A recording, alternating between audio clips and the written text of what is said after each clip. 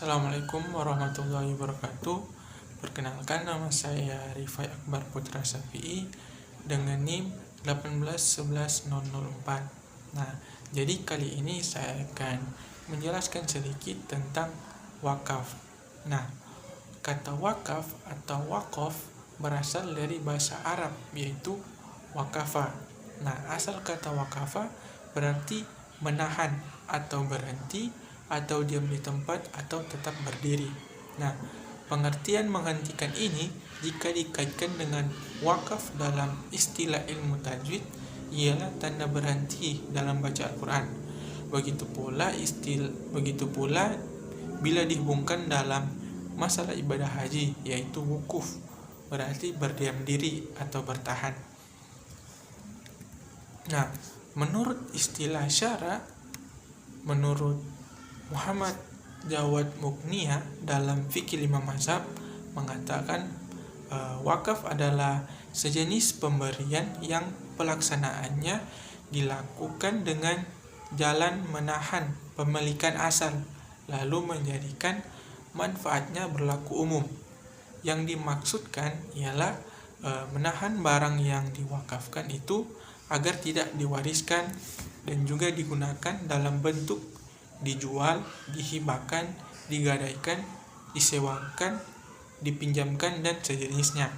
Sedangkan cara pemanfaatannya adalah dengan menggunakannya sesuai dengan kehendak pemberi wakaf tanpa imbalan.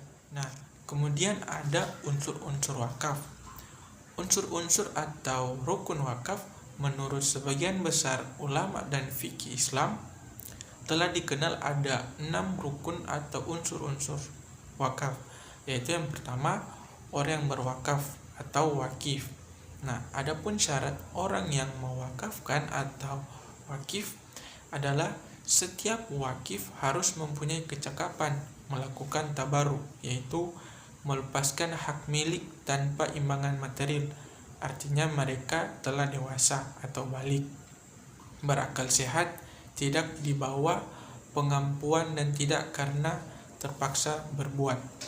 Nah, dalam pasal 7 Undang-Undang Nomor 41 Tahun 2004, wakif meliputi yang pertama persorangan, kemudian yang kedua organisasi, kemudian yang ketiga badan hukum. Nah, unsur yang kedua yaitu benda yang diwakafkan atau mauquf. Nah, mauquf dipandang sah apabila merupakan harta bernilai, tahan lama dipergunakan, dan hak milik wakif murni. Nah, benda yang diwakafkan dipandang sah apabila memenuhi syarat. Itu yang pertama, benda harus memiliki nilai guna. Yang kedua, benda tetap atau benda bergerak. Kemudian yang ketiga, benda yang diwakafkan harus diketahui ketika terjadi akad wakaf. Kemudian terakhir, benda yang diwakafkan benar-benar telah menjadi milik tetap si wakif ketika terjadi akad wakaf. Dalam pasal 16 Undang-Undang Nomor 41 Tahun 2004, harta benda wakaf terdiri dari benda tidak bergerak meliputi hak atas tanah sesuai dengan ketentuan peraturan perundang-undangan yang berlaku, yang sudah maupun yang belum terdaftar. Kemudian yang kedua, benda bergerak, yaitu meliputi uang, logam mulia, surat berharga, kendaraan, dan lain-lain. Nah, kemudian unsur yang ketiga itu tujuan atau tempat diwakafkan harta itu, atau adalah penerima wakaf, mauquf alaih. Mauquf alaih tidak boleh bertentangan dengan nilai-nilai ibadah. Hal ini sesuai dengan sifat amalan wakaf sebagai salah satu bagian dari ibadah. Nah, dalam pasal 22 Undang-Undang Nomor 41 Tahun 2004 disebutkan, dalam rangka mencapai tujuan dan fungsi wakaf, harta benda hanya dapat diperuntukkan bagi yang pertama, sarana dan kegiatan ibadah. Yang kedua, sarana dan kegiatan pendidikan serta kesehatan. Yang ketiga, bantuan kepada fakir miskin, anak terlantar, yatim piatu. Kemudian, kemajuan dan peningkatan ekonomi umat. Dan yang terakhir, kemajuan kesejahteraan umum lainnya yang tidak bertentangan dengan syariat dan peraturan perundang-undangan. Nah, kemudian unsur selanjutnya yaitu pernyataan atau lafaz penyerahan wakaf atau sigat. Sigat atau pernyataan wakaf dapat dikemukakan dengan tulisan, lisan, ataupun dengan suatu isyarat yang dapat dipahami maksudnya.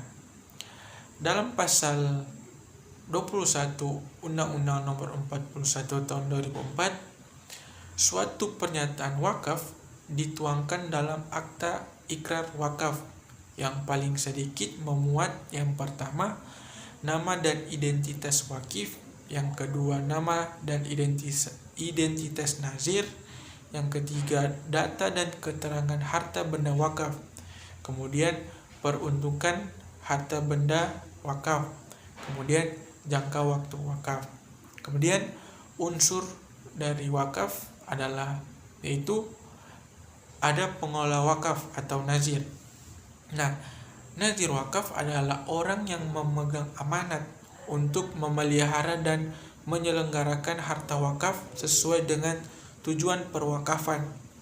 Mengurus atau mengawasi harta wakaf pada dasarnya menjadi hak wakif, tetapi boleh juga wakif menyerahkan hak pengawasan wakafnya kepada orang lain, baik perseorangan maupun organisasi. Dalam pasal Undang-Undang Nomor 41 Tahun 2004, tugas dari nazir meliputi yang pertama, melakukan pengadministrasian harta benda wakaf, kemudian mengelola dan mengembangkan harta benda wakaf sesuai dengan tujuan, fungsi, dan peruntukannya, kemudian mengawasi dan melindungi harta benda wakaf, kemudian melaporkan pelaksanaan tugas kepada Badan Wakaf Indonesia. Dalam pengelola dan mengembangkan harta benda wakaf, nazir diberhentikan dan diganti dengan nazir lain apabila yang bersangkutan pertama meninggal dunia bagi nazir perseorangan, kemudian bubar atau dibubarkan sesuai dengan ketentuan perundang-undangan yang berlaku untuk nazir organisasi, kemudian atas permintaan sendiri, kemudian tidak melaksanakan tugasnya sebagai nazir atau melanggar ketentuan larangan dalam pengelolaan dan pengembangan harta benda wakaf, kemudian dijatuhi hukuman pidana oleh pengadilan yang telah mempunyai kekuatan hukum tetap. Kemudian unsur wakaf yang lainnya ada jangka waktu yang tak terbatas. Dalam pasal 215 kompilasi hukum Islam, bahwa wakaf adalah perbuatan hukum seseorang atau kelompok orang atau badan hukum yang memisahkan sebagian harta benda miliknya dan melembagakan untuk selama-lamanya guna kepentingan ibadah atau keperluan umum lainnya sesuai dengan ajaran Islam. Berdasarkan pasal di atas, wakaf sementara adalah tidak sah. Sedangkan dalam pasal 1 Undang-Undang Nomor 41 Tahun 2004 dinyatakan bahwa wakaf adalah perbuatan hukum wakif untuk memisahkan dan menyerahkan sebagian harta benda miliknya untuk dimanfaatkan selamanya atau untuk jangka waktu tertentu sesuai dengan kepentingannya guna keperluan ibadah atau kesejahteraan umum menurut syariah. Maka berdasarkan pasal di atas, wakaf sementara diperbolehkan asalkan sesuai dengan kepentingannya. Nah, kemudian syarat-syarat wakaf. Yang pertama itu untuk selama-lamanya. Wakaf untuk selama-lamanya merupakan syarat sahnya amalan wakaf. Tidak sah apabila dibatasi dengan waktu tertentu. Kemudian syarat yang kedua, tidak boleh dicabut. Bila terjadi suatu wakaf dan wakaf itu telah sah, maka pernyataan wakaf itu tidak boleh dicabut. Kemudian syarat yang ketiga, pemilik wakaf tidak boleh dipindah tangankan. Kemudian yang keempat, setiap wakaf harus sesuai dengan tujuan wakaf pada umumnya. Nah, selanjutnya macam-macam wakaf.